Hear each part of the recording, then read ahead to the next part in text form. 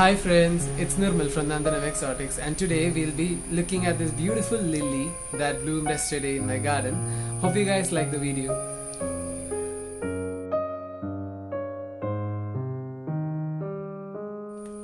So friends, we all know that lily is a classical flower in most gardens. It's so revered for its beauty and beautiful scent. This one in particular is so fragrant. I cannot stress this out more. Before we get into the video friends, I hope you guys know what I'm gonna say. Please do subscribe to my channel and also consider pressing the bell notification button so that you'll be notified of my new videos. So let's get into the video, shall we? So friends, today the subject of this video is Crinum lily or Crinumlatifolium. It is commonly known by the name milk and wine lily because of obvious reasons. The flower has a striping pattern of white, which is almost close to milk white, and a wine red color. This is the reason why it is called milk and wine lily. In this video, I have tried to take clips from bud to a completely bloomed stalk of this particular plant. This plant is a night bloomer, meaning the flowers open during the evening hours and stay open throughout the night. Usually by morning around 9:30 to 10 a.m. they start closing their flowers and droop down. So they're very fragrant. This is one of the best quality about this plant. The flowers open and it's a very sweet fragrance. They usually flower during the rainy season or onset of monsoon, which is right now in our climate.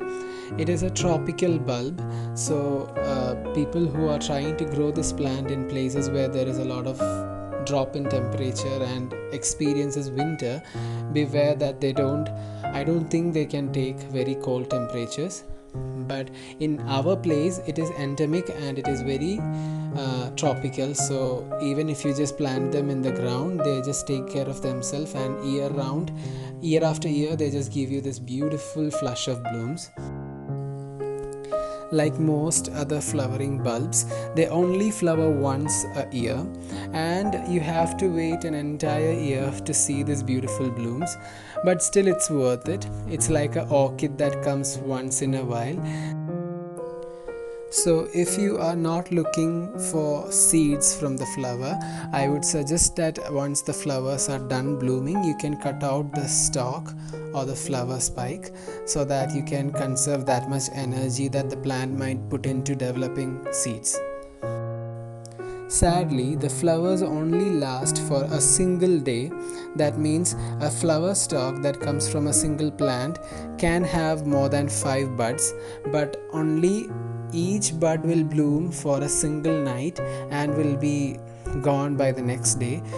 You will have a new bud that comes from the same stalk, and you can get a progression of almost 4 to 5 days of blooms, but a single bloom will only last for a single day.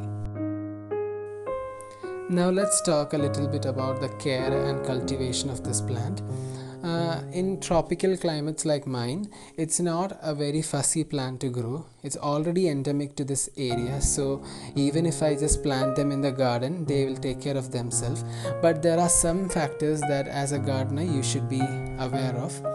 You should always have a very well draining soil so that the bulbs won't rot during the rainy season.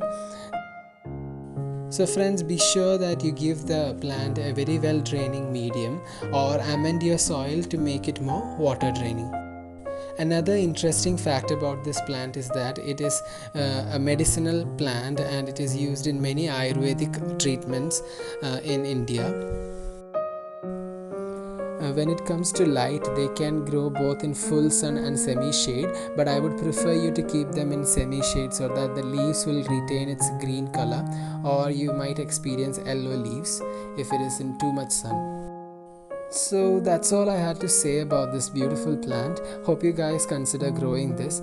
Give the video a like and also do comment your suggestions about my future videos. So friends, I hope you guys liked the video today. It was about a beautiful lily that you should all consider growing. So until next time, it's Nirmal signing off.